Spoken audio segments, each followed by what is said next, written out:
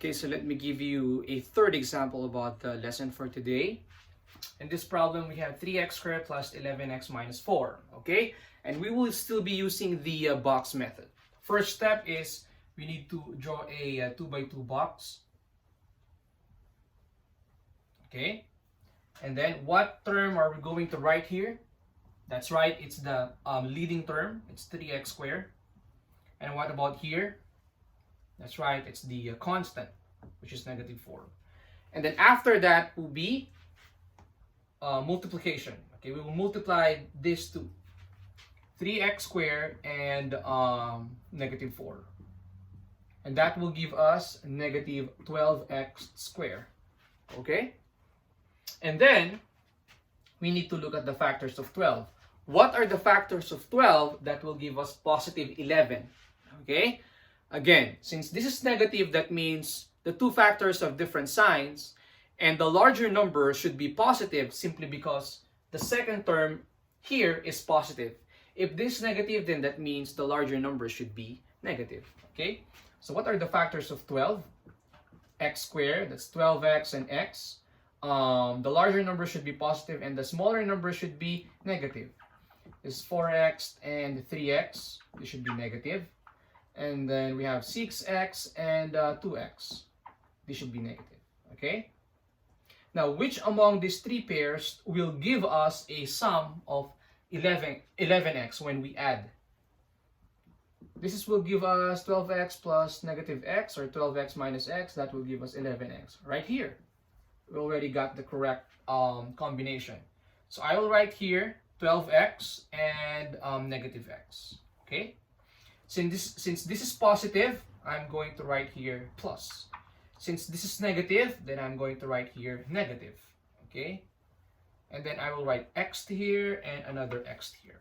Next is finding out the GCF, or the greatest common factor, or the largest common factor. 3 and 12. That is equal to 3. Okay, this is negative 1 or 1 and 4. That's just 1. Okay, they are relatively prime. 3 and 1, that's just 1. 12 and 4, that is equal to 4. And there we go. The factors are x plus 4 and 3x minus 1.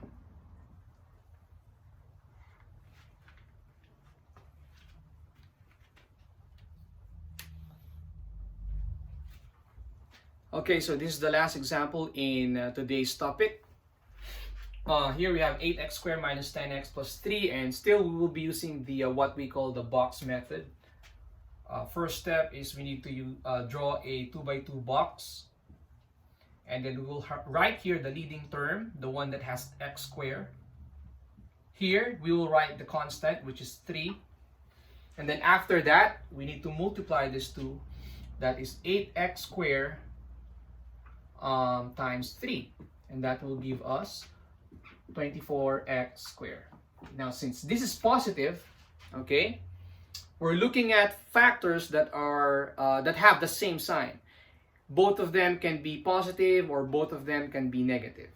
Now, which is which? Or are they both positive or are they both negative?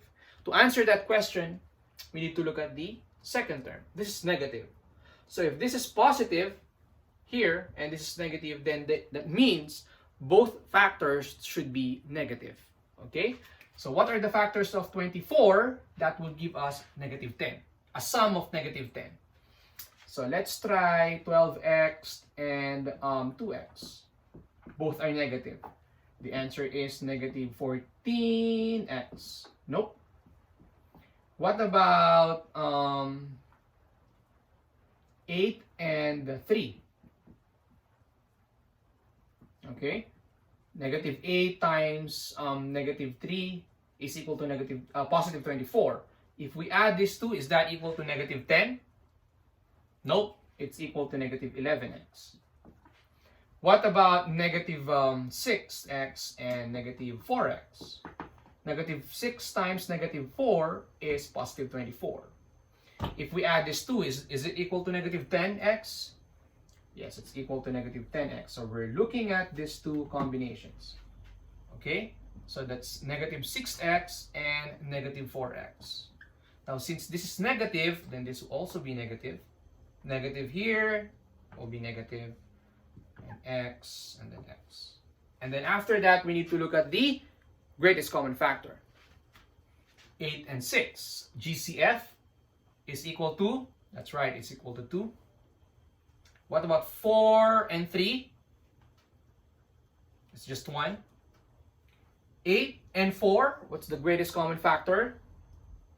It's equal to 4. 6 and 3, GCF is definitely 3. And there we go, we have the factors. 4x minus 3 and 2x minus 1.